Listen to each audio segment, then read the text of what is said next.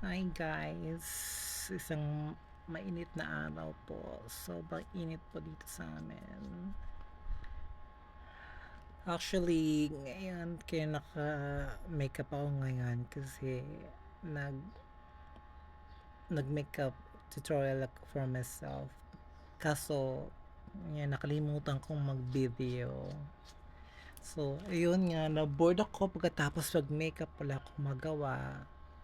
So, ito ngayon, gagawa na lang ako ng video for the YouTube. Actually guys, wala talaga akong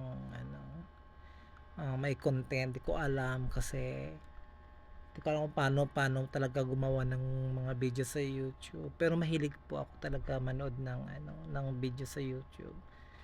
So parang nai-inspired ako sa mga taong gumagawa ng mga yung mga videos. Parang ang saya-saya. Kasi actually guys, ang buhay ko talaga is sobrang sad. Sobrang lonely. Parang all my life since na separate ako sa family ko, parang buong buhay ko na inano ko ng parang binuhos ko na sa pagtatrabaho. Parang di ako nagkaroon ng chance simula nung umalis ako sa probinsya. Di ako nagkaroon ng chance na maging masaya sa buhay ko. So, ang ginawa ko talaga is nagtrabaho.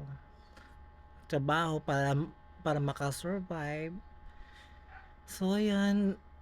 Every time nanonood ako ng YouTube, parang ang saya-saya, nalilibang ang isip ko. Kaya sabi ko sa sarili ko, bakit kaya hindi ko rin subukan, 'di ba?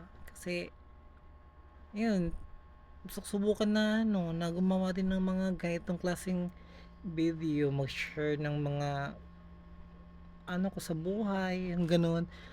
Kaso nahihirapan ako kasi wala kasi akong mga magagandang moments sa buhay ko. So, gusto ko mag-start magkaroon ng video na masaya. Kaso hindi ko alam talaga kasi kung paano. So, sana kung may magko-comment po sa inyo sa video ko, pwede kayo magbigay ng advice sa akin kung paano.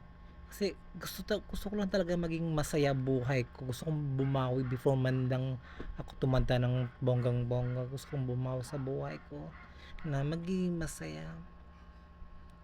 So guys, kung sino man dyan na gusto mag-advise sa akin, bigyan niyo ako ng advice para makapag-start ako ng